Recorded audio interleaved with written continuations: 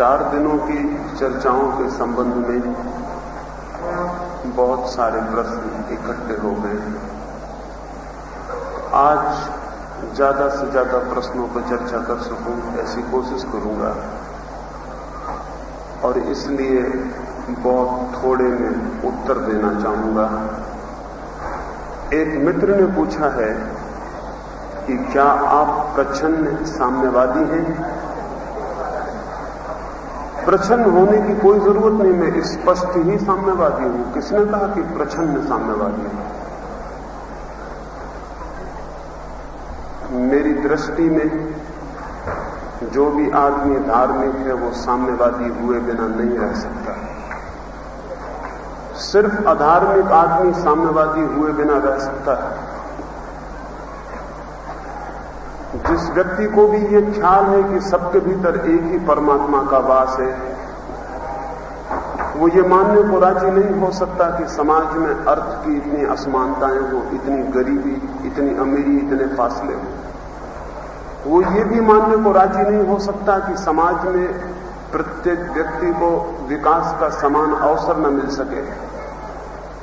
साम्यवाद का एक ही अर्थ है कि हम प्रत्येक मनुष्य को बराबर मूल्य देना चाहते हैं और उसके जीवन की जो छुपी संभावनाएं हैं उनके विकास का बराबर अवसर देना चाहते हैं। बुद्ध या महावीर या क्राइस्ट और लाओ से उन कभी साम्यवादी शब्द सुना भी नहीं होगा, लेकिन मेरी दृष्टि में वे सभी कम्युनिस्ट थे। दुनिया का कोई भी अच्छा आदमी कभी भी कम्युनिस्ट न रहा हो, ऐसा होना मुश्किल है, असंभव।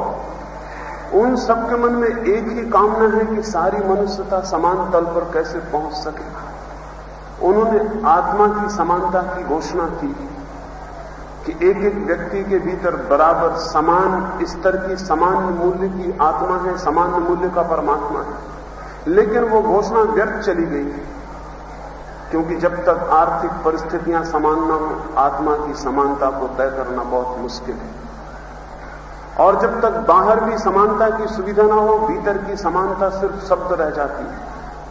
क्राइस्ट और बुद्ध और महावीर और लाओ से हार गए चिल्लाकर, क्योंकि बाहर की परिस्थितियां बिल्कुल ही असाम्यवादी हैं, असमानता की हैं, तो भीतर की समानता की बात सिर्फ शास्त्रों में रह जाती है।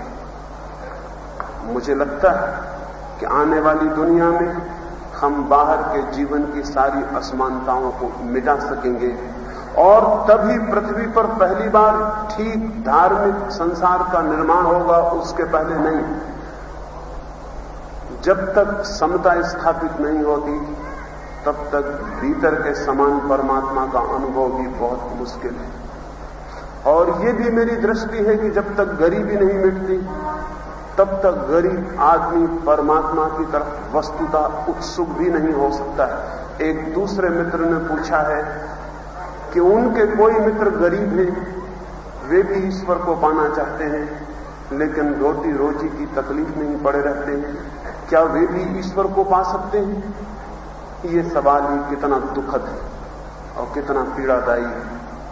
एक आदमी ईश्वर को पाना चाहे, लेकिन रोटी रोजी कमाने में ही जीवन गंवा देना पड़े और फिर भी वो न मिल पाए।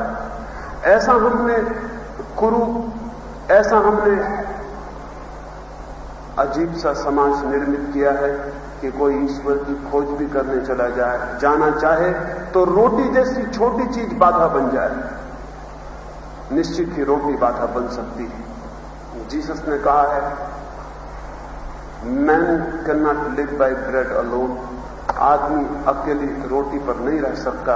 इसके साथ एक बात और जोड़ देनी जरूरी है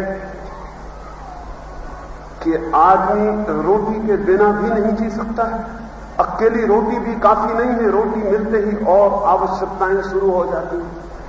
लेकिन अगर रोटी ना मिले तो सब आवश्यकताएं समाप्त हो जाती हैं और आदमी को बिल्कुल शरीर के तल पर जीना पड़ता है। गरीब आदमी का सबसे बड़ा दुख है कि वो शरीर के तल के अतिरिक्त और कहीं जीने की रास्ता नहीं पाता। गरीब आदमी को सबसे बड़ी मजबूरी है कि उसे शरीर के आसपास ही जीना पड़ता है, क्योंकि जहां जरूरत है, अगर पैर में कांटा गड़ा है तो सारी आत्मा पैर के कांटे के पास ही इकट्ठी हो जाती है। सारी चेतना, सारी कॉन्शियसनेस पैर के कांटे में उलझ जाती, सारा शरीर भूल जाता है, बस वो कांटा ही दृष्टि में और ध्यान में रह जाता है। उस समय कांटा ही परमात्मा हो जाता है।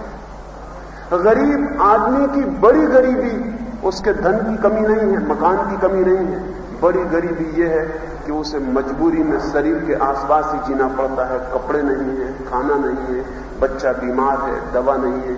और हमने जो समाज बनाया है उसमें अधिक लोगों को हम ईश्वर की तरफ जाने का कोई मौका नहीं छोड़े। दुनिया से गरीबी मिटे तो ही दुनिया में ईश्वर की खोज व्यापक पैमाने पर हो सकती है। दुनिया से गरीबी मिटे तो हर आदमी के लिए ईश्वर एक प्यास बन ही जाएगी, क्योंकि तब छोटी प्यासें पूरी हो जाएंगी। और जैसे ही छोटी प्यासें पूरी हो जाती हैं, छोटी जरूरतें निपट जाती हैं, बड़ी जरूरतें जिंदगी में पैदा होती हैं। जैसे ही शरीर का काम तृप्त हो जाता है, वैसे ही आत्मा की यात्रा शुरू होती है। मैं कहूंगा उन मित्र से जिन्होंने पूछा है कि वो गरीब आदमी क्या करे ईश्वर को पाने के लिए, बहुत मुश्किल बताना मालूम पड़ता है कि गरीब आदमी ईश्वर को पाने के लिए क्या। ये ऐसे ही है जैसे कोई आदमी कहे कि एक बीमार आदमी भी कुश्ती लड़ना चाहता है। वो बीमार आदमी कुश्ती लड़ने के लिए क्या करे? वो बीमार आदमी शरीर से बीमार है, वही तो अड़चन बन गई है उसकी। गरीब आदमी की भी वही अड़चन बन गई है, वो शरीर के तल पर बिल्कुल असमर्थ है। वो असमर्थता इतनी ज्यादा है कि उसे पूरा करना पहले जरूरी है, तभी पीछे उसकी कोई और आकांक्षा पैदा हो सकती है। और अगर गरीब आदमी भगवान की खोज में भी जाए, अगर वो मंदिर में हाथ जोड़ के भी खड़ा हो और हम उसके हृदय को खोल सके, तो हम पाएंगे वहां प्यास परमात्मा की नहीं है। वहां हाथ जोड़ के वो फिर रोटी मांग रहा है, नौकरी मांग रहा है, कपड़े मांग रहा है। भगवान के सामने भी वो भगवान के लिए नहीं जा सकता, उसकी जरूरतें बहुत नीचे की हैं। और इसमें वो कसूरवार नहीं है, इसमें हम सब जिम्मेवार हैं, इसमें हमारा पूरा समाज जिम्मेवार है। हम कुछ लोगों को गरीब होने के लिए मजबूर किए हैं, और हमने जो व्यवस्था चुनी है वो ऐसी है कि उसमें कुछ लोग अनिवार्य रूप से अमीर हो जाएंगे और अधिक लोग अनिवार्य रूप से गरीब हो जाएंगे। और जो अमीर होंगे उनका अमीर होना गरीबों के गरीब होने पर ही निर्भर होगा। यहां जितनी गरीबी बढ़ती जाएगी वहां उतनी अमीरी बढ़ती जाएगी। ये व्यवस्था एकदम अवैज्ञानिक, अधार्मिक, पापपूर्ण, इस पापपूर्ण व्यवस्था को तोड़ना जरूरी। लेकिन वो मित्र तो पूछेंगे कि मैं तो अभी गरीब हूं, ये व्यवस्था कब टूटेगी और कब ये व्यवस्था बदलेगी, मैं क्या करूं? उनसे इतना ही कह सकता हूं, अगर सच में ही उनके मन में ईश्वर की प्यास पैदा हो गई है, तो मैं 3 दिनों में जिन सूत्रों की बात कहा हूं, आज सुबह विशेषकर जिन 3 सूत्रों की बात कहा हूं, उन पर थोड़े प्रयोग करें। कठिन होगा, लेकिन अगर संकल्प मजबूत हो तो शरीर की जरूरतों को भूला जा सकता है और भीतर प्रवेश किया जा सकता है। हालांकि बहुत कठिन। उपनिषद में एक कथा है, उद्दालक ऋषि का बेटा गुरु के आश्रम से शिक्षा पाके वापस लौटा। गुरु के आश्रम में उसने वेदांत की ऊंची से ऊंची बातें सीखी, ब्रह्म ज्ञान की चर्चाएं सुनी।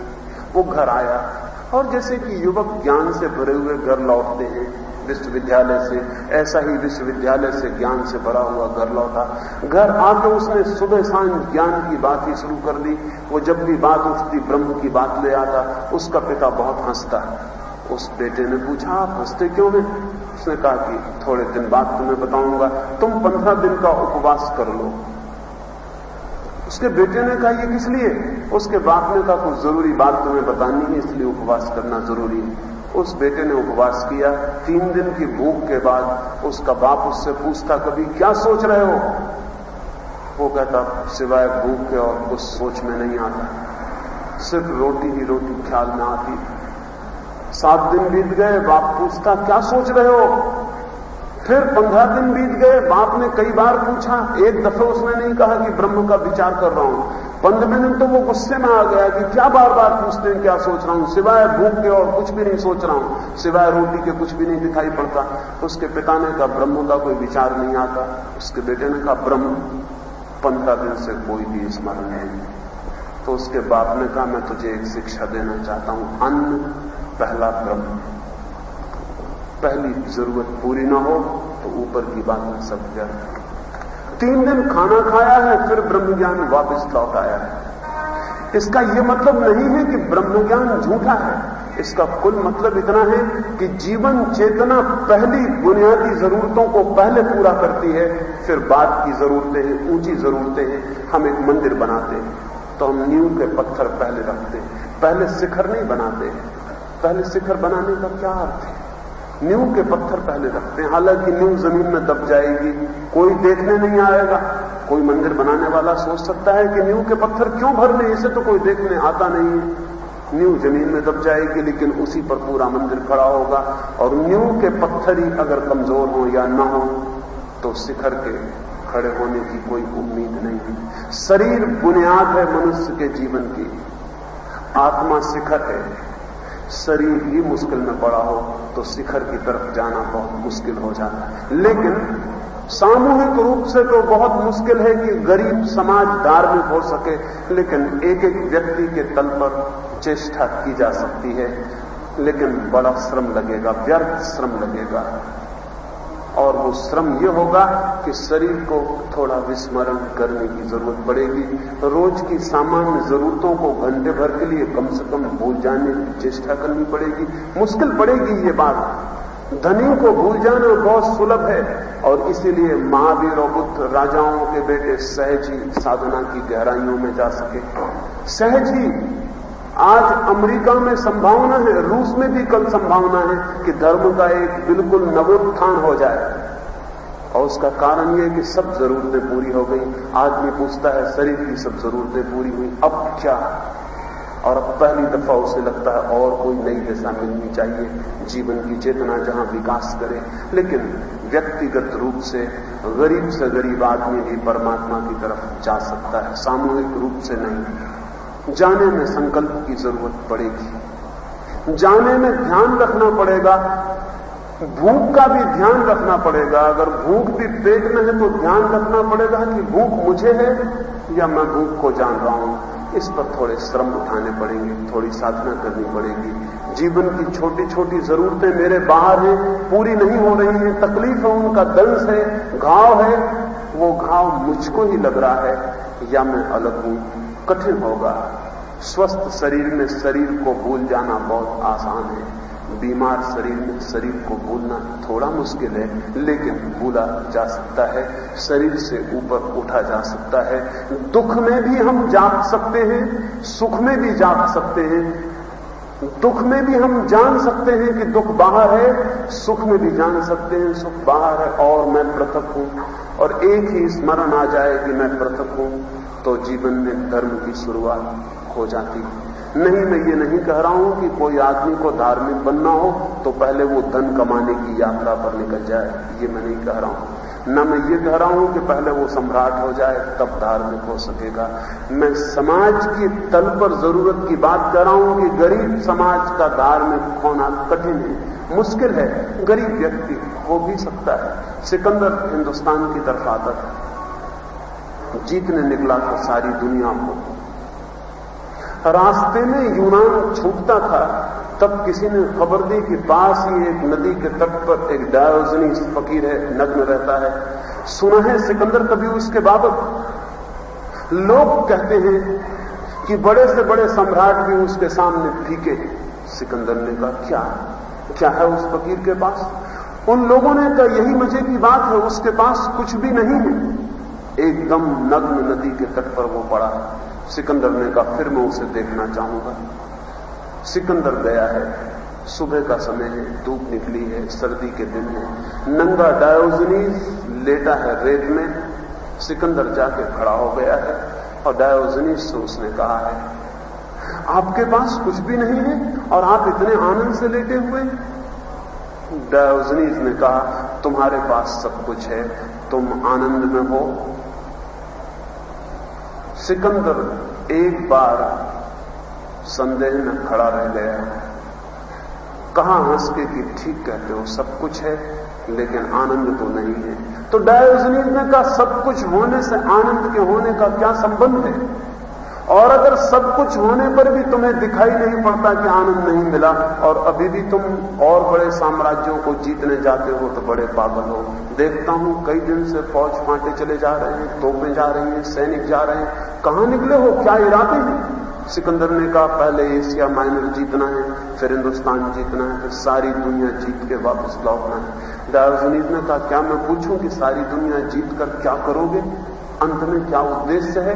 सिकंदर ने कहा बस आखिर में सब जीत के आराम करना चाहता हूं, शांति से आराम करना चाहता हूं। वो डायोजनीज जोर से अपने कुत्ते को बुलाया जो उसके झोपड़े में बैठा था कि सुन इधर आ। सिकंदर तो बहुत हैरान हो गया। डायोजनीज का कुत्ता भागा हुआ आया, उसने कहा कि देख पागल, कुत्ते से कहा सिकंदर को देख, ये कह रहा है कि सारी दुनिया जीत लूंगा तब आराम से रहूंगा और हम दोनों यहां बिना दुनिया को जीते आराम से रहते हैं। हमने बड़ी गलती कर दी, हम भी दुनिया जीत लेते। सिकंदर से कहा लेकिन मैं पूछता हूं अगर आराम से ही जीना है तो मैं सबूत हूं कि आराम से जी रहा हूं, तो तुम भी आ जाओ, ये झोपड़ा काफी बड़ा है, हम दोनों इसमें समा जाएंगे, तुम भी यहीं आराम करो, आओ लेट जाओ।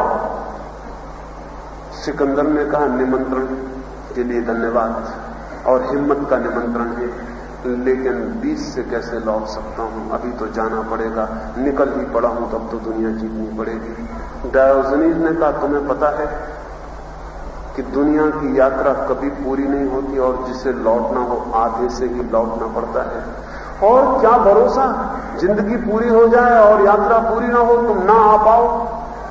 सिकंदर ने कहा नहीं, कोशिश करूंगा, लौटते वक्त फिर मिलूंगा। डायोजनीज अपने कुत्ते से फिर कहने लगा ध्यान रखना, ये वायदा दे रहा है, हालांकि आदमी का क्या वायदे का भरोसा, आज है कल मौत आ जाए, क्या भरोसा। फिर सिकंदर ने कहा मैं बहुत खुश हुआ मिलके, इतना हिम्मतवर आदमी मैंने कभी नहीं देखा, वो अभी भी लेटा है। सिकंदर ने कहा मैं तुम्हारे लिए क्या कर सकता हूं, मेरे पास सब है। डायोजनीज ने कहा मेरे लिए क्या कर सकते हो, ये तुमने बड़ा कठिन सवाल पूछा, क्योंकि मेरे लिए करने को कुछ भी नहीं बचा है, सिर्फ एक कृपा करो, थोड़ा धूप छोड़ के खड़े हो जाओ। धूप आ रही थी, तुम बीच में बाधा बन गए हो, इतना पर कृपा करो, थोड़ा धूप छोड़ दो, और ध्यान रहे किसी की भी धूप मत छीन लेना, तुम आदमी खतरनाक मालूम पड़ते हो, तुम किसी की भी धूप छीन सकते हो, तुम्हारे हाथ में तलवार खतरनाक। सिकंदर हंसता हुआ लेकिन मन में रोता हुआ विदा हुआ। बात तो चोट खा गई उसे कि एक आदमी जिसके पास कुछ भी नहीं है आनंद को उपलब्ध हुआ है। हो सकता है एक आदमी आनंद को उपलब्ध जिसके पास कुछ भी ना हो, लेकिन बड़े साहस की, बड़े संकल्प की जरूरत है, ये जानने की जब कुछ पास ना हो तब ये जानने की कि कुछ भी मिलने से कुछ ना मिलेगा बहुत कठिन है, जब सब मिल जाए तब ये जान लेना बहुत सरल है कि सब मिलने से कुछ भी नहीं मिल जाता। कुछ लोग कोशिश करें तो नितांत दीनता में भी जान सकते हैं कि सब मिलने से भी कुछ नहीं मिलेगा, लेकिन बहुत थोड़े लोग इतना संकल्प कर सकते हैं। लेकिन सब किसी को भी मिल जाए, साधारण से साधारण संकल्प के आदमी को समस्त मिल जाए, सारी पृथ्वी का राज्य मिल जाए, सब मिल जाए, तो उसे भी दिखाई पड़ सकता है कि कुछ भी नहीं मिला, सब मिल गया और कुछ चूक गया है, कुछ जिसकी प्यास थी वो नहीं मिल पाया। सिकंदर मन में रोता हुआ ऊपर से हंसता हुआ लौटा। हम सभी ऐसे ही मन में रोते हैं, ऊपर से हंसते रहते हैं। उसके सेनापतियों ने उससे कहा भी कि आपकी हंसी आज बड़ी झूठी मालूम पड़ती है। फिर सिकंदर हिंदुस्तान के बाद वापस लौटा लूट कर और बहुत संपत्तियां लेकर। सोचा था कि डायोजनीज से जरूर मिलता चला जाऊंगा, लेकिन रास्ते में सिकंदर मर गया, पहुंच नहीं पाया। हम में से बहुत लोग भी बाहर की खोज की यात्रा पर निकलते हैं, रास्ते में ही डूब जाते हैं, भीतर के घर तक पहुंच नहीं पाते। सिकंदर भी नहीं पहुंच पाया। मरते वक्त ख्याल तो आया होगा डायोजनीज का कि कहा था उस फकीर ने, पता नहीं लौट पाओ न लौट पाओ। अब वो उसका कुत्ता और वो दोनों हंस रहे होंगे कि देखो सिकंदर नहीं लौट पाया।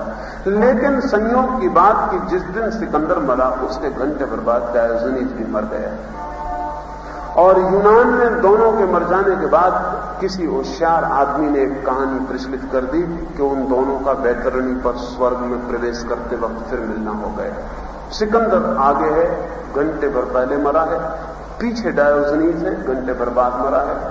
डायोजनीज नंगा फकीर था जब सिकंदर मिला था। सिकंदर बहुत कीमती आभूषणों और वस्त्रों से ढका था, लेकिन आज सिकंदर भी नंगा है। डायोजनीज तो नंगा था ही, वो वैसा का वैसा है। सिकंदर बहुत डरने लगा मन में, पीछे से खड़बड़ की आवाज सुनी, लौट के देखा डायोजनीज आ रहा है, उसके तो प्राण निकल गए होंगे। नंगा हूं आज। डायोजनीज ने उसी दिन सलाह दी थी कि आ जाओ, यहीं लेट जाओ, जगह काफी है। आज डायोजनीज फिर जोर से हंसेगा। डायोजनीज हंसने ही लगा। सिकंदर रुका। डायोजनीज के हंसने में कहीं डर न जाऊं, इसलिए उसने भी हंसने की कोशिश की और जोर से हिम्मत बढ़ाने के लिए कहा, अपनी हिम्मत बढ़ाने के लिए। जैसे अंधेरे में आदमी जोर से गीत गाने लगे और सीटी बजाने लगे, ऐसा जोर से डर के उसने भीतर हिम्मत बढ़ाने के लिए कहा, अच्छा डायोजनीज हो, कितनी खुशी की बात है। एक बादशाह का एक फकीर से मिलना वैतरणी पर शायद ही पहले कभी हुआ हो। डायोजनीज खूब हंसने लगा। उसने कहा, बिल्कुल ठीक कहते हो, लेकिन थोड़ी सी भूल करते हो। भूल ये करते हो कि कौन बादशाह है और कौन फकीर है, इसमें भूल करते हो। बादशाह पीछे, फकीर आगे, सिकंदर आगे, डायोजनीज पीछे। डायोजनीज कहने लगा, तुम क्या लेकर आए हो? सब खोकर आए हो। और मैं कुछ भी खो के नहीं आया, क्योंकि जो भी खोया जा सकता था वो मैंने खुद ही छोड़ दिया था। मैंने वही बचाया था जो खोया नहीं जा सकता, और तुमने वो सब इकट्ठा किया था जो खो ही जाएगा। कहां है तुम्हारे राज्य? कहां तुम्हारे धन? कहां तुम्हारे महल? कहां तुम्हारी विजय की कहानियां? वे वेशभूषाएं कहां गई? वे कीमती वस्त्र कहां गए? नग्न खड़े हो आज। हमने यही सोच के पहले ही नग्न हो गए थे कि न मालूम कब सब छिन जाए, तो हम नंगे ही दीनहीन पड़े थे।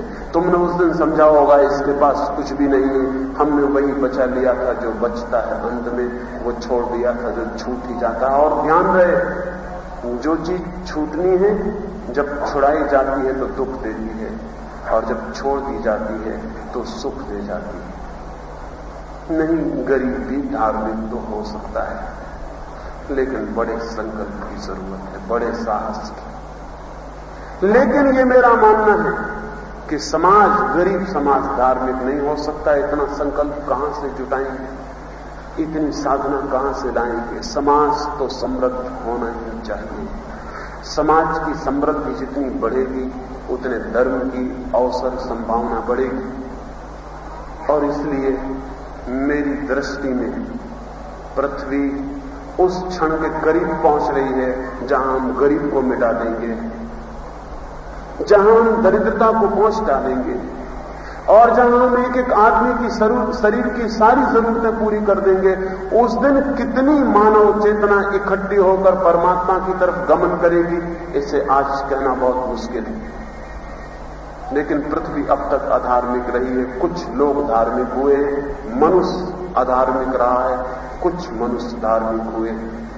किसी दिन अगर हम जमीन को सुख और शांति और समृद्धि से भर दें तो समाज धार्मिक होगा, व्यक्ति नहीं। व्यक्तियों के धार्मिक होने से कुछ होता भी नहीं है। कितना ही बड़ा व्यक्ति हो, महावीर हो, बुद्ध हो, कृष्ण हो, क्राइस्ट हो, क्या होता है? एक तारा चमक जाता है और फिर अंधेरे में खो जाता है, और हमारा घना अंधेरा अपनी राह पर चलता रहता है, उसमें कोई फर्क नहीं पड़ता। एक एक व्यक्तियों के धार्मिक होने से मनुष्य का ये अधर्म का इतना अंधकार नहीं मिटेगा। सामूहिक तल पर, कलेक्टिव कॉन्शियसनेस के तल पर, सामूहिक चेतना के तल पर धर्म का अभ्युदय होगा। करोड़ करोड़ लोग एक साथ प्रभु की पुकार और प्यास से भरेंगे और खोज से भरेंगे। जिस दिन, उसी दिन पृथ्वी का सारा वातावरण बदलेगा, उसके पहले नहीं बदल सकता है। बहुत घना अंधकार है, एक एक दिया जलाने से नहीं टूटेगा। हजार हजार करोड़ करोड़ दिए जलने की जरूरत है कि अंधेरा टूट जाए। बहुत घनी दुर्गंध है, एक आध फूल खिल जाए पृथ्वी पर, सुगंध नहीं फैलेगी। गांव गांव, घर घर, एक एक आदमी के प्राण पर फूल खिलेगा तो सुगंध फैलेगी। मनुष्य बहुत दुख में जिया है, और बहुत पाप में, और बहुत कष्ट में, बहुत चिंता में, उस चिंता, उस कष्ट, उस पाप को हम गरीबी को मिटाए बिना नहीं मिटा सकते। इसलिए ये मुझसे मत पूछे कि मैं प्रच्छन्न कम्युनिस्ट हूं, छिपा हुआ कम्युनिस्ट। कोई ना समझ ऐसा कहता होगा, मैं तो बिल्कुल सीधा कम्युनिस्ट हूं। लेकिन कम्युनिस्ट होने का मेरा मतलब किसी कम्युनिस्ट पार्टी के सदस्य होने से नहीं। कम्युनिस्ट होने से मेरा मतलब ये नहीं है कि जो चीन में हो रहा है वो हिंदुस्तान में हो। कम्युनिस्ट होने से मेरा मतलब ये नहीं है कि रूस में 1 करोड़ आदमियों की हत्या की गई तो हिंदुस्तान में की जाए। कम्युनिस्ट होने से मेरा मतलब ये है कि करुणा, प्रेम और सद्भाव के जन्म से और लोकतांत्रिक जीवन पद्धति के मार्ग से हम जितनी शीघ्रता से जीवन के पुराने ढांचे को तोड़ सकें उतना अच्छा है। और कोई कम्युनिस्ट जो हिंसक है मेरी दृष्टि में ठीक अर्थों में कम्युनिस्ट नहीं है, साम्यवादी नहीं है। क्योंकि हिंसा किसकी करोगे? जिन पर करुणा करके एक सुख का समाज निर्मित करना है उनकी ही। रूस में 1 करोड़ लोगों की हत्या स्टालिन के समय में हुई है। ये 1 करोड़ लोग अरबपति तो नहीं हो सकते। 1 करोड़ अरबपति होते रूस में तो फिर कहना ही क्या था। ये 1 करोड़ लोग कौन होंगे? ये साधारण मजदूर थे, गरीब किसान थे, भिखमंगे थे, इनमें सब सम्मिलित थे। 1 करोड़ लोगों की हत्या के बाद अगर जबरदस्ती हम समाजवाद लाएं वो कितनी देर टिकेगा? और स्टालिन के मरने के बाद जैसे ही सख्ती थोड़ी ढीली हुई है वो समाजवाद जो जबरदस्ती लाया गया था बिखरना शुरू हो गया। स्टालिन के मरने के बाद रूस के कदम पूंजीवाद की तरफ रोज रोज पड़े। एक बहुत चमत्कारपूर्ण घटना घटनी शुरू हुई है। अमेरिका रोज रोज समाजवाद की तरफ कदम उठा रहा है, रूस रोज रोज पूंजीवाद की तरफ कदम उठा रहा है। भविष्य में संभावना इस बात की है कि वे दोनों एक जगह आके मिल जाएं, जहां रूस पूंजीवाद से समझौता कर ले, जहां अमेरिका समाजवाद से समझौता कर ले और एक बीच की व्यवस्था पैदा हो जाए। शायद वही सम्यक और स्वाभाविक व्यवस्था भी हो। हिंसा से कोई समता नहीं लाई जा सकती, क्योंकि हिंसा का भाव ही समता का विरोधी है। समता तो लाई जा सकती है करुणा से, प्रेम से।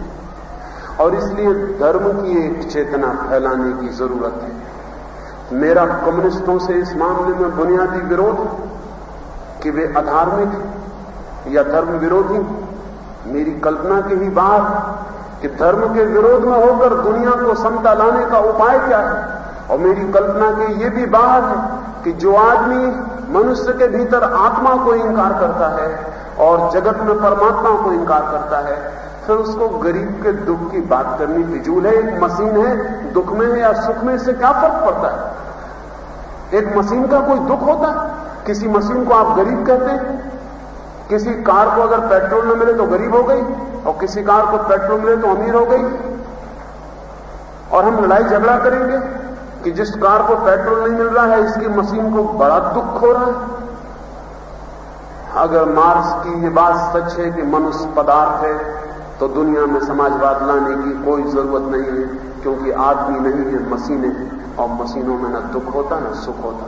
तेल मिल जाए तो मशीन चलने लगती, न मिले तो नहीं चलती, खत्म हो जाती। खत्म हो जाए हर्ज क्या है? इसी वजह से स्टालिन जैसा व्यक्ति 1 करोड़ लोगों की हत्या कर सका, क्योंकि मशीनें हैं, काट दो, हर्जा क्या है? न कोई भीतर आत्मा है, न कोई संवेदनशील चेतना है, मरने पर कुछ बचता नहीं। कम्युनिज्म की ये बात मौलिक रूप से कम्युनिज्म के विरोध में है। इसलिए मेरी जरा मुसीबत है। कम्युनिस्ट समझते हैं मैं कम्युनिस्टों का दुश्मन हूं, कम्युनिस्टों के दुश्मन समझते हैं मैं कम्युनिस्ट हूं।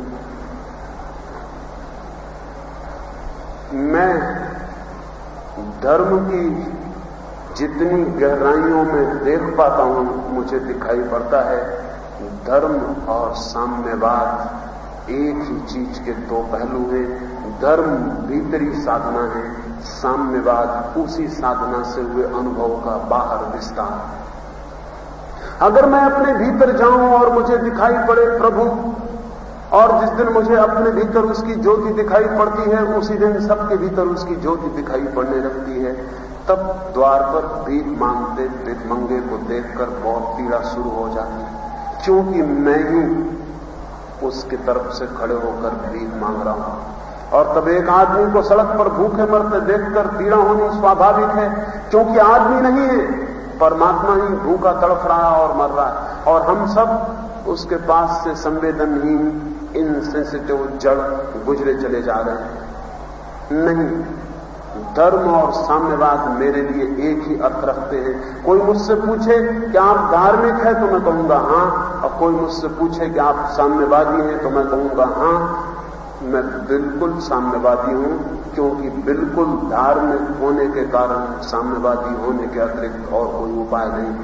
और अगर कोई धार्मिक आदमी, कोई साधु संत, कोई महात्मा कहता हो कि वो साम्यवाद के विरोध में है, तो समझना कि उसे धर्म का भी अनुभव अभी शुरू नहीं हुआ, उसे धर्म की कोई प्रतीति शुरू नहीं हुई। वो किसी न किसी रूप में पूंजीवाद के एजेंट का काम कर ही रहा है और करता चला जा रहा है। और हजारों साल से साधु सन्यासियों ने पूंजीवाद के एजेंट का काम किया है। एक सांठगांठ, एक कॉन्स्पिरेसी है, एक षड्यंत्र। पूंजीवाद सन्यासी को बचाता है, मठ मंदिर बनाता है, पीठ बनाता है, सन्यासी के लिए आश्रम बनाता है। पूंजीवाद सन्यासी को बचाता है, सन्यासी पूंजीवाद के लिए आड़ बनता है। वो गरीबों को समझाता है ये अपने पुण्यों का फल भोग रहे हैं, तुम अपने पापों का फल भोग रहे हो, गड़बड़ नहीं करना है, इसमें कुछ गड़बड़ किए तो और पाप हो जाएगा, बगावत मत करना, विद्रोह की बात में सोचना, संतोष रखो। गरीब को समझाता है संतोष रखो, धैर्य रखो, सब ठीक हो जाएगा। भगवान अगर कष्ट भी दे रहा है तो तुम्हारे ही हित में दे रहा है, उसमें भी कोई रहस्य छिपा होगा और अगले जन्म में सब ठीक हो जाएगा। वो गरीब को समझाता है। गरीब रहने के लिए अमीर को कहता है तुम अपने पुण्यों का फल भोग रहे हो। ऐसे अमीर जितने पाप करता है उनको वो पुण्य का मुलम्मा देता है और ऊपर से पुण्य की सोने की बरख चढ़ा देता है और अमीर को बुलावा देता है कि पाप से नहीं हो रहा है धन इकट्ठा, पिछले जन्मों के पुण्य से हो रहा है। अमीर के भीतर भी दंश पैदा हो सकता है, पीड़ा पैदा हो सकती, गिल्टी, उसको भी लग सकता है कि मैं कोई अपराध कर रहा हूं। सन्यासी उसके अपराध भाव को मारता है, उसकी जो गिल्ट फीलिंग है उसको हटाता है। वो कहता है तुम्हारे पुण्यों का फल तुमने पिछले जन्मों में किया होगा, उसका फल भोग रहे हो। पुण्यों के फल के कारण तुम अमीर के घर में पैदा हुए हो, पुण्यों के फल के कारण धन चला आ रहा, जबकि धन मौलिक रूप से पाप के बिना न आता है न इकट्ठा होता है। असल में हम कुछ पापों को पहचानते ही नहीं। जब तक कुछ लोग गरीब ना हो जाएं तब तक मैं अमीर नहीं हो सकता। कुछ लोगों को गरीब करके ही अमीर हो सकता हूं, ये अपराध नहीं। प्रूधो ने कहा है धन चोरी, और ठीक कहा है, मगर ऐसी चोरी है जो समाज को स्वीकृत है। दो तरह की चोरियां हैं। एक जिसको समाज स्वीकार नहीं करती, उस चोर को हम कारखाने जेल खाने में बंद रखते हैं। एक ऐसी चोरी है जिसे समाज स्वीकृत करता है, उस चोरी को हम आदर देते हैं, सम्मान देते हैं। सन्यासी ने, साधु ने सुरक्षा की है धनपति की, और धनपति के भीतर अपराध भाव पैदा होने से रोका है और गरीब को संतोष दिया है। और इस भांति सन्यासी बीच में एक पर्त बन के खड़ा हो गया है जो जिंदगी और समाज को बदलने नहीं देता। इसलिए हिंदुस्तान जैसे देश में जो हमेशा से गरीब है, सबसे ज्यादा गरीब है, लेकिन जहां क्रांति की कोई बात भी पैदा नहीं हो सकती, क्योंकि हिंदुस्तान में सन्यासियों की बड़ी कतार गरीब और अमीर के बीच शॉक एब्जॉर्बर का काम कर रही है। ट्रेन के डब्बों में बीच में शॉक एब्जॉर्बर लगे होते हैं। डब्बे को धक्का लगता है, एब्जॉर्बर पी जाता है। डब्बे के भीतर यात्रियों को पता नहीं चलता। कार में स्प्रिंग लगे होते हैं, गड्ढा आता है, स्प्रिंग गड्ढे को पी जाते हैं, भीतर बैठे आदमी को पता नहीं चलता। हिंदुस्तान की क्रांति के धक्के पैदा ही नहीं हो पाते। साधु महात्माओं, मंदिरों, मस्जिदों, पुरोहितों, पंडितों की एक लंबी कतार शॉक एब्जॉर्बर का काम करती, वो बीच में सब धक्के पी जाती। गरीब को कहती गरीब रहो, ये तुम्हारे कर्मों का फल है, और अगर अभी गड़बड़ की तो आगे भी गरीब रहोगे, शांति रखो, प्रार्थना करो, आगे ठीक हो जाएगा। अमीर को कहती तुम अपने पुण्यों का फल भोग रहे हो, उसकी अपराध भावना को कम कर देती। ये कतार धार्मिक नहीं। धार्मिक होना मुश्किल है। धार्मिक होने का इतना ही मतलब नहीं होता कि एक आदमी रोज भगवान के सामने घंटी बजाता हो, कि एक आदमी रोज तिलक टीका लगाता हो, कि एक आदमी 3 घंटे जप करता हो। धार्मिक होने का इतना ही मतलब नहीं होता। धार्मिक होने का मतलब है इतना संवेदनशील होना कि जीवन का सारा तथ्य दिखाई पड़ने लगे, जीवन के सारे तथ्य दिखाई पड़ने लगे। आंख इतनी संवेदनशील होनी चाहिए, चेतना इतनी निर्मल होनी चाहिए कि सब दर्पण की तरह दिखाई पड़ने लगे। धार्मिक व्यक्ति को साफ साफ दिखाई पड़ेगा। गरीब और अमीर जुड़े, दोनों के बीच लेन देन चल रहा है। एक शोषण की एक धारा बह रही है, एक नहर खुदी है जहां से सब अमीर की तरफ चुपचाप चला आता है। सारा श्रम धीरे धीरे अमीर के पास धन की तरह इकट्ठा हो जाता है। हमें पता नहीं है कि ताजमहल किसने बनाया। एक कारीगर का नाम का पता नहीं, जिसने बनाया उसका कोई पता नहीं। जिसने कभी नहीं बनाया, जो कभी देखने भी नहीं गया होगा बनते वक्त, उसका नाम हमें पता है। पिरामिड किसने खड़े किए इजिप्ट में? कहते हैं एक एक पत्थर को चढ़ाने में 50-50 लोग मर गए। लेकिन कौन मरा उन पत्थरों को चढ़ाने में? क्योंकि क्रेन तो नहीं थी।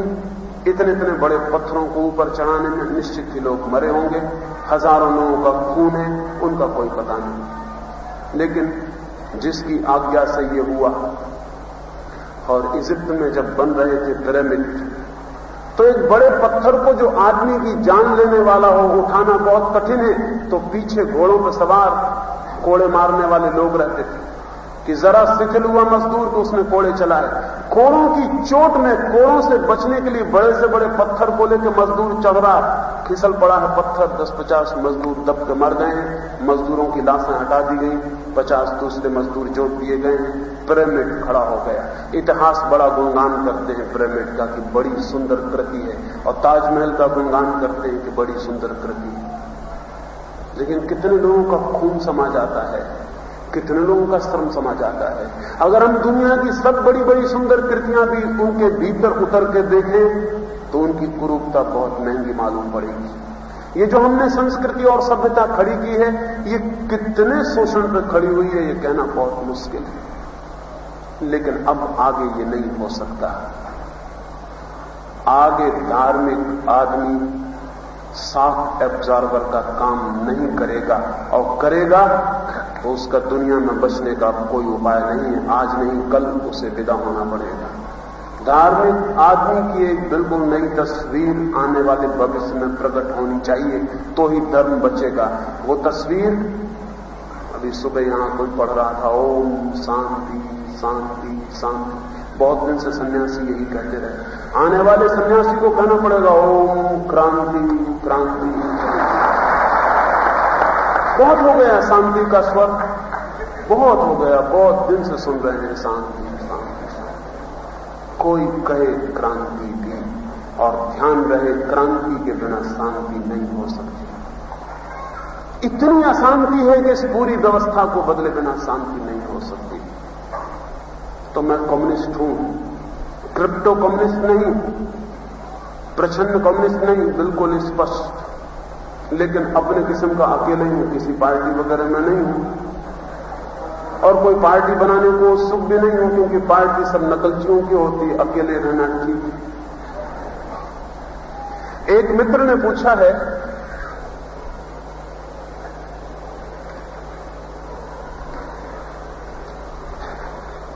एक मित्र पूछते हैं भगवान को जाने ही क्यों? क्या जानने की आवश्यकता है? इसके बगैर नहीं चल सकता। चलाने की कोशिश तो हम सभी करते हैं, चल नहीं पाता, नहीं चल सकता। भगवान शब्द का सवाल नहीं है, गहरे में सत्य की खोज का सवाल है, गहरे में स्वयं की खोज का सवाल है। और गहरे में आनंद की खोज का सवाल है। इस सवाल को ऐसा पूछें कि हम आनंद को खोजें ही क्यों?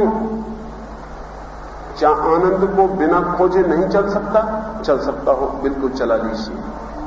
चल नहीं सकता, चलाने की कोशिश हम करते हैं। भगवान शब्द से बड़ी गड़बड़ पैदा हो गई है। उसके भीतर जो छिपा है वो छूट ही गया। भगवान से ख्याल आता है कहीं हनुमान जी का, कहीं रामचंद्र जी का, कहीं मंदिर का, कहीं मस्जिद का। भगवान से कुछ दूर और बाहर की चीज का ख्याल आता है जो गलत है। भगवान से मतलब केवल है सत्य का, जीवन के परम सत्य का। कैसे चल सकता है सत्य को जाने बिना? एक आदमी अंधेरे में चलते हुए कहे प्रकाश के बिना नहीं चल सकता है, हम कहेंगे कोशिश करो। टकराहट होती है, सिर फूटता है, गिर पड़ते हैं, टकरा जाते हैं। वो आदमी कहता है बिना चलाने से कोई हर्ज है, हम कहते हैं चलाओ, लेकिन चलता नहीं। रोज की टक्कर बताती है, दुख संताप बताता है कि चलता नहीं। खोजना ही पड़ेगा आनंद को। धार्मिक आदमी उसे भगवान कहते हैं, वो सिर्फ नाम की बात है। आनंद कहें ठीक होगा, सत्य कहें ठीक होगा, प्रेम कहें ठीक होगा। इन सबके जोड़ का इकट्ठा नाम है भगवान। भगवान कोई व्यक्ति नहीं है कहीं दूर आकाश में बैठा हो जिसे खोजने जाने की जरूरत है। कोई जरूरत नहीं, बैठे हो बैठे रहो, अगर जरूरत हो तो तुम खोजने आ जाना। ऐसा कोई भगवान नहीं है जिसे खोजने हमें कहीं जाना है। भगवान कोई व्यक्ति नहीं है। हमारे ही भीतर जो जीवन की ऊर्जा है, जो लाइफ एनर्जी है, हम जो हैं उसे बिना जाने कैसे चलेगा? हम अपने को ही नहीं जानते, फिर हम दूसरे को भी नहीं जान पाते, फिर सारा जीवन कष्ट हो जाता है, संघर्ष हो जाता है। अज्ञान में चलेंगे तो कष्ट होगा ही। हम अपने को पहचानते ही नहीं, इसलिए जो भी करते हैं वो हमें कष्ट में उतार देता है। जहां भी जाते हैं कष्ट में उतर जाते हैं। यही पता नहीं कि क्यों जा रहे हैं, कौन है जो जा रहा है, क्या प्रयोजन है जाने का। आप पूछते हैं बिना जाने नहीं चल सकता? नहीं चल सकता, कभी नहीं चला। और अगर कोई चलाएगा तो सारी जिंदगी दुख और पीड़ा की लंबी कहानी हो जाती है। सारी जिंदगी जन्म से लेकर मृत्यु तक एक दुख की लंबी यात्रा हो जाती है। सुख की आशा रहती है, दुख का अनुभव मिलता है। आशा सुख की रहती है, कल मिलेगा, मिलता दुख है रोज रोज। कल की आशा में आज के दुख को हम झेल लेते हैं और चलते चले जाते हैं। मरते तक मौत आ जाती है, पता नहीं चलता। ययाति की बहुत पुरानी कथा है कि ययाति मरने को हुआ, 100 वर्ष का हो गया। एक सम्राट था पुराना, मरने को हुआ, मौत आ गई। द्वार पर मौत ने कहा ययाति तैयार हो जाओ, मैं द्वार पर प्रतीक्षा करती हूं। ययाति ने कहा आ गई तुम, अभी तो कुछ भी नहीं हुआ, मैं कुछ कर ही नहीं पाया, न कोई सुख जाना न कोई आनंद, अभी नहीं जा सकता हूं। ययाति घबराने लगा। मौत ने कहा लेकिन मुझे तो ले जाना पड़ेगा, अगर तुम्हारा बेटा कोई राज्य हो तो मैं उसको ले जाऊं, बिना लिए मैं जाने वाली नहीं। पहले मौत नरम रही होगी, अब तो ऐसी नरम नहीं दिखाई पड़ती, अब तो उसी को ले जाती है जिसको ले जाना हो। पुराने जमाने की बात है, भोली भाली रही होगी। ययाति ने अपने बेटों को बुलाया, वो भी पुराने जमाने के बेटे थे। आज के जमाने के बेटे होते एक तो बुलाने से आते ही नहीं, और मौत के वक्त तो बिल्कुल नहीं आते। बाप जिंदा हो, जेब गर्म हो, आ भी जाते। मरते बाप के पास कौन आता है? कहते कि जल्दी जल्दी समाप्त करो, लेकिन पुराने बेटे थे, आ गए। बेटों से बाप ने कहा कि मुझे मौत लेने आई है और मैंने तो अभी जिंदगी में सुख जाना नहीं, तुम में से कोई अपनी जिंदगी दे दो, तुम मौत के साथ चले जाओ। बड़े बेटे तो होशियार थे, वो तो इधर उधर देखने लगे। जैसे उम्र बढ़ती आदमी की चालाकी बढ़ जाती। छोटा बेटा था, वो इतना चालाक नहीं था। उसने कहा ठीक है मैं चला जाता हूं। और फिर उसने कहा कि जब तुम्हें 100 वर्ष में कुछ सुख नहीं मिल पाया तो मैं नाहक 100 वर्ष क्यों मेहनत करूं, चला ही जाऊं। 100 वर्ष के बाद मुझको जाना पड़ेगा, ये मेहनत मैंने देख ली कि तुम्हें 100 वर्ष में नहीं मिला तो मैं चला जाता हूं। बुद्धिमान भी रहा होगा। जो चालाक नहीं होते वही बुद्धिमान भी हो सकते हैं। चालाक आदमी बुद्धिमान कभी नहीं होता। लेकिन चालाकी अक्सर बुद्धिमानी मालूम पड़ती।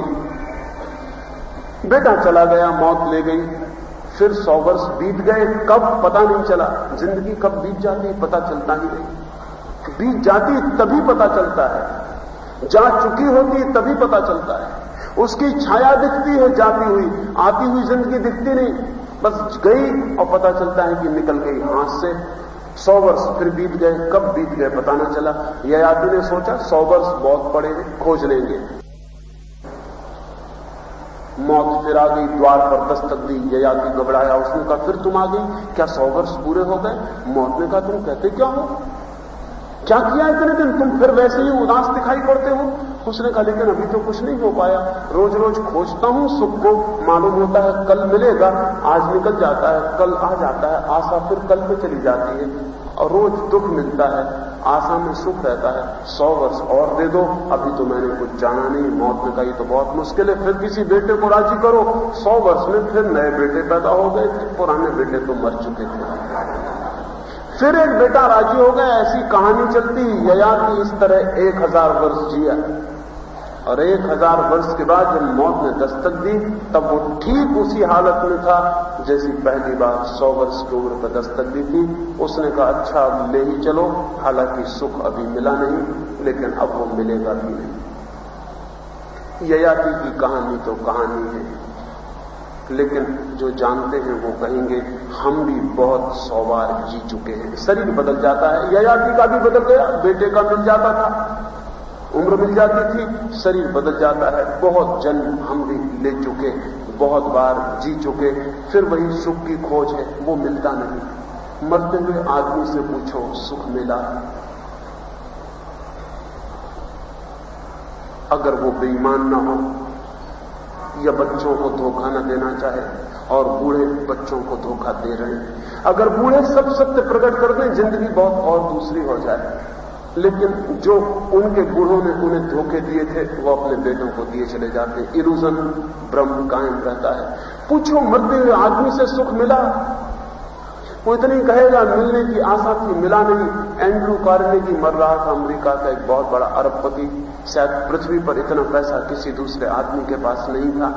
कहते हैं 10 अरब रुपया पीछे छोड़कर मर रहा है। उसकी जीवन कथा लिखने वाला लेखक उससे मरने के दिन पूछा कि कार्नेगी आप तो प्रसन्न मर रहे होंगे, 10 अरब रुपए दुनिया में शायद ही कोई कभी छोड़ गया हो, आपको आनंदित होना चाहिए, आप एक सफलतम व्यक्ति हो। कार्नेगी ने क्रोध से कहा सफल? क्या कहते हो, सिर्फ 10 अरब? मेरे 100 अरब कमाने के इरादे थे, सब असफल हो गया है। और अगर कार्नेगी जिंदा रह जाता और 100 अरब कमा लेता, तो भी वो ऐसे ही कहता 100 अरब जैसे 100 नए पैसे, क्योंकि तब तक आकांक्षा की यात्रा और आगे चली गई होती। सुख हमारी आकांक्षा है, दुख हमारा अनुभव, और दुख के अनुभव को हम झेल लेते हैं सुख की आकांक्षा के कारण, और रोज रोज झेल लेते हैं और भूल जाते हैं और भूल जाते हैं और भूल जाते हैं। रोज रोज वही और जन्म जन्म वही। अगर चला सकते हो ऐसा ही तो चला लें, लेकिन धर्म कहता है ऐसे नहीं चल सकता। सत्य को जानना ही पड़ेगा, क्योंकि सत्य को जाने बिना आनंद नहीं मिलता, सिर्फ सुख की आशा बनी रहती है। और सत्य को जानते ही आनंद उपलब्ध होता है, दुख विलीन हो जाता है। सत्य को जाने बिना मृत्यु निरंतर खड़ी ही रहती है। सत्य को जाने बिना चिंता मिट ही नहीं सकती। सत्य को जाने बिना हमारे भटकाव का, हमारे कहीं भी उतराने, तैरने, किन्हीं भी तटों पर भटकने का ये व्यर्थ क्रम नहीं मिटता। सत्य को जानते ही हम एक दूसरी जीवन यात्रा में प्रविष्ट होते हैं, जहां अर्थ है, मीनिंग है, जहां आनंद है, ब्लिस है, और जहां एक शांति है जिसे हमने कभी नहीं जाना, जो अपरिचित है, जिसकी हमें कोई पहचान नहीं। तो मित्र पूछते हैं चल जाएगा ईश्वर को जाने देना, कोशिश करें, चल जाए तो अच्छा है। वैसे कभी किसी का चला नहीं, कोशिश असफल हो गई है सदा। और आखिर में पता चला है कि भटक गया जीवन। अगर इतनी ताकत सत्य को, स्वयं को, प्रभु को खोजने में लगाई होती तो पता नहीं क्या हो जाता। 24 घंटे कुछ और करते रहे, 5 मिनट भी उसकी खोज जारी रखे तो जीवन के अंत में पाएंगे कि बाकी 24 घंटे व्यर्थ गए। वो जो 5 मिनट उसकी तरफ लगाए थे वही 7 बच गए हैं, वही संपत्ति बन गए हैं, बाकी सब विपत्ति सिद्ध हुआ है। लेकिन स्मरण नहीं आता। एक मित्र ने और पूछा है कि क्या युवक आदमी भी धर्म की बातों में पड़ जाए? ये तो एक उम्र के बाद की बातें हैं। ऐसा ही समझाया गया है आज तक यही बताया गया है कि वृद्ध का काम है धर्म। अगर वृद्ध का काम धर्म है तो फिर जवान का काम अधर्म हो जाए तो इसमें आश्चर्य नहीं। आखिर जवान भी तो कुछ करेगा। अगर वृद्ध का काम धर्म है तो जवान क्या करेगा? तो हमने ये मान लिया है कि जवान अधर्म करे तो चलेगा, वृद्ध भर को धार्मिक होना चाहिए। लेकिन वृद्ध को ही क्यों धार्मिक होना चाहिए? उसका ही क्या कसूर है? उसके कारण दूसरे। जैसे ही मौत करीब आती है आदमी के पैर डगमगा जाते हैं। जैसे ही मौत सामने आने लगती है वैसे ही आदमी को लगता है जो मैंने किया वो व्यर्थ गया। मौत के सामने लड़ने में मैंने जो कमाया है उसकी क्या ताकत? मेरे रुपए किस काम आएंगे इस मौत के सामने आने पर? मेरा पद रोकेगा मुझे? ये मौत सामने खड़ी है। वो घबराने लगता है। वो सोचता है अब परमात्मा को पुकारूं, ईश्वर को खोजूं। अब मौत से डर के खोजता है। डर से कहीं सत्य की खोज हुई है? मरते वक्त लोग सोचते हैं ईश्वर का स्मरण कर लेंगे, और बेईमानों ने यह सिखाया है कि मरते वक्त एक दफे नाम भी ले लोगे तो सब ठीक हो जाए। अभी बिल्कुल झूठी बातें हैं। जिस आदमी की पूरी जिंदगी और थी वो मरते वक्त राम का नाम ले कैसे सकेगा? मरते क्षण में तो वही हमारी चेतना में होगा जो जीवन भर का निचोड़ और निष्कर्ष। मृत्यु के क्षण में तो सारे जीवन का सार हमारे आंखों के सामने खड़ा हो जाता है। जो लोग कभी पानी में डूबे और मर नहीं पाए उन लोगों का अनुभव यह है कि डूबते वक्त जब लगता है कि मर रहे हैं तो सारी जिंदगी की तस्वीरें एकदम से घूम जाती हैं, जैसे फिल्म के पर्दे पर तेजी से फिल्म घूम गई हो। 1 सेकंड में सारी जिंदगी घूम जाती और वो जिंदगी का जो सार है आंख के सामने खड़ा हो जाता है। मरते वक्त हमारे चित्त में वही होगा जो जीवन भर हमने संवारा है। मरते वक्त राम नहीं हो सकता, कैसे होगा? लेकिन होशियार और चालाक लोग कहते हैं कि अगर तुम्हारे मन में ना भी हो तो कोई हर्ज नहीं, एक किराए का पंडित बुला लेना, वो कान में राम राम राम राम करता रहेगा। अब कहीं किराए से भी धर्म उपलब्ध हुआ है कि एक आदमी तुम मरना और एक आदमी भगवत गीता पढ़ेगा, तुम मरना और एक आदमी इधर नमोकार मंत्र पढ़ेगा, तुम मरना और कान में सब कह देगा जो कहना है कि तुम्हें जानना है। मरते क्षण सुनने की हैसियत भी नहीं रह जाती आदमी। और अगर उसका बस चले तो वो कहेगा बकवास बंद करो, क्योंकि उसे सब ये बकवास मालूम पड़ेगी। वो तो बेहोश हो रहा है इसलिए कुछ कह नहीं सकता, सुन रहा है बेचारा, तुम बके चले जा रहे हो। जिसने जिंदगी भर इसको बकवास समझा आज मरते वक्त ये सार्थक कैसे हो जाए? जीवन एक सतत धारा है, जैसे गंगा बहती है गंगोत्री से गंगा सागर तक। एक सतत धारा है, जो गंगोत्री में है वही सागर में गिरते वक्त है बड़े होकर वही मूल स्रोत बढ़ता हुआ चला आया। कोई कहे कि गंगा काशी तक तो पवित्र नहीं रहती, अपवित्र रहती है, और काशी पे आके एकदम पवित्र हो जाती, तो हम नहीं मानेंगे कि हो कैसे जाएगा। अपवित्र गंगा की धारा काशी पर भी अपवित्र रहेगी। जो धारा आई है उसी की कंटिन्यूटी, उसी का सातत्य तो रहेगा। जीवन की चेतना एक धारा है, जीवन भर जिस धारा में जो रहा है मरते क्षण भी वही रहेगा। धारा नई कैसे हो जाएगी? नहीं, जवान आदमी को ही नहीं, छोटे बच्चे को भी धार्मिक होने की जरूरत है।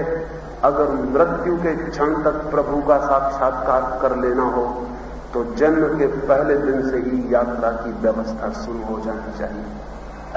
ये अंत में छोड़ देने की बात नहीं, कल पे टाल देने की बात नहीं, क्योंकि सबसे ज्यादा अल्टीमेट, सबसे ज्यादा चरम प्रश्न ही यही है कि मैं स्वयं को और सत्य को कैसे जान लूं, मैं वहां कैसे पहुंच जाऊं जहां अंधकार नहीं, प्रकाश नहीं। इसे हम अंत पर नहीं छोड़ सकते हैं, ये आखिर में नहीं होगा, ये हमें रोज जीना पड़ेगा।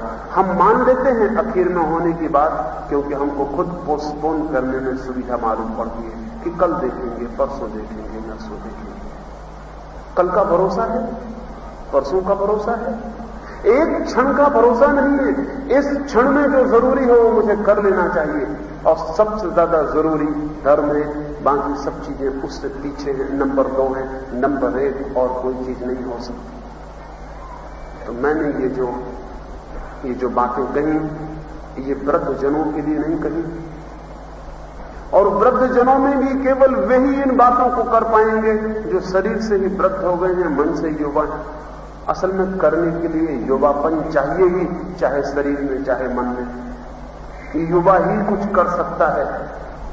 जैसे जैसे वृद्ध होता जाता है व्यक्ति, शरीर से तो होता ही है, अगर मन से भी वृद्ध हो जाए तो फिर नया कुछ भी करना असंभव हो जाता है। वृद्ध होने का एक ही लक्षण है, नया सीखने की असमर्थता।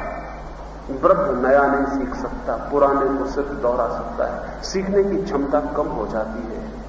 जो सीख लिया उसी में जीने की क्षमता रहती है। जीवन भर सीखा संसार, मरते वक्त सत्य कैसे आ जाएगा?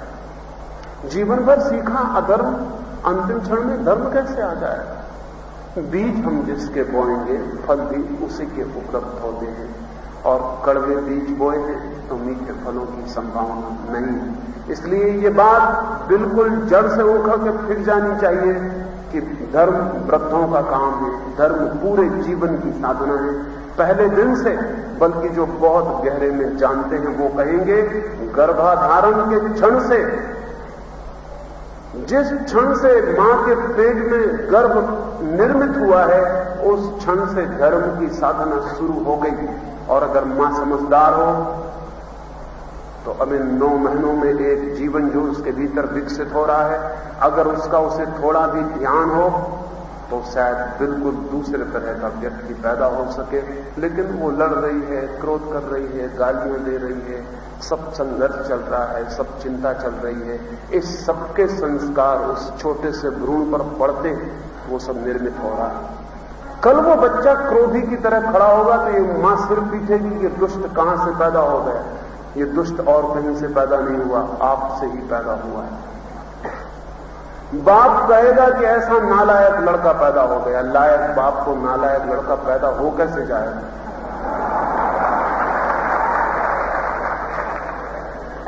जीवन के प्रथम क्षण से निर्माण शुरू हो गया है। किस क्षण में, किस भाव में, किस प्रार्थना के मन में बच्चे का गर्भाधारण हुआ है, वो उसके पूरे जीवन की यात्रा का बीज शुरू हो गया है। बलात्कार से भी एक बच्चा पैदा हो सकता है, लेकिन उस बच्चे की संभावना बहुत भिन्न होगी।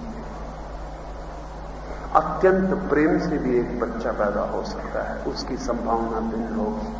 और अत्यंत प्रेयरफुल मूड में, प्रार्थना से भरे हुए भी एक बच्चा पैदा हो सकता है, लेकिन उसकी संभावना और भी भिन्न होगी। कैसे बच्चा शुरू हुई है यात्रा उसकी, फिर मां के पेट में 9 महीने मां ने क्या किया है, उस घर में क्या हुआ है। अभी तो मनोवैज्ञानिक परीक्षण करते हैं तो बहुत हैरान है। वो तो ये कहते हैं कि मां के पेट में बच्चा है और अगर चारों तरफ लाल रंग की दीवारें पोत दी जाएं तो बच्चा क्रोधी हो जाए, क्योंकि लाल रंग क्रोध को पैदा करता है। छोटे छोटे बच्चों को हम लाल रंग के खिलौने देते हैं, वैज्ञानिक नहीं है। बच्चों को लाल रंग के खिलौने देना एकदम खतरनाक है, क्योंकि लाल रंग सब तरफ से भीतर क्रोध के परमाणुओं को सजग करता है। इसीलिए तो क्रुद्ध लोग लाल रंग को चुनते, कम्युनिस्ट लाल झंडा चुनते। क्रुद्ध, वो जो क्रोध का प्रतीक है, वो क्रोध है तो उसके लिए लाल रंग चुन लेते। आप जंगल में जाते हैं, वृक्षों को देख के मन शांत हो जाता है। वो सिर्फ हरे रंग का प्रभाव और कुछ भी नहीं। लंबी हरियाली मन के सारे परमाणुओं को शांति की तरफ झुका देती है। अगर एक मां के पेट में बच्चा है तो दीवाने लाल हो कि हरी, ये भी धार्मिक आदमी विचार करेगा कि दीवार कैसी हो, मां कैसे कपड़े पहने, कैसा संगीत सुने। संगीत के नाम पर तो सिवाय लड़ाई झगड़ा के और कोई संगीत सुनने को मिलता नहीं। लड़ाई झगड़ा चल रहा है, वही संगीत, घर में वही संगीत है। 24 घंटे कलह चल रही बहुत बहुत रूपों में, उसी का भी ताल पद जो भी है वही कलह के हैं। सितार कहो, संगीत कहो, वही कलह जो 24 घंटे चल रही है वही कलह। उस कलह के बीच बच्चा निर्मित हो रहा है, एक एक छोटा छोटा। और फिर मां के पेट से बच्चा आया है तो हमें ख्याल ही नहीं है कि हम क्या कर रहे हैं। अगर धार्मिक जीवन की तरफ चेतना को ले जाना हो तो अत्यंत छोटी बातों पर ध्यान रखना पड़ेगा। मैंने सुना है नेपोलियन 6 महीने का था, झूले पे सोया हुआ है, एक जंगली बिल्ली सवार हो गई उसकी छाती पर। नौकरानी जरा बाहर चली गई होगी, आवाज सुनी, रोने की, भीतर आई, बिल्ली को हटा दिया, कोई नुकसान नहीं हुआ था। लेकिन बिल्ली नेपोलियन की छाती पर चढ़ गई थी, 6 महीने का बच्चा।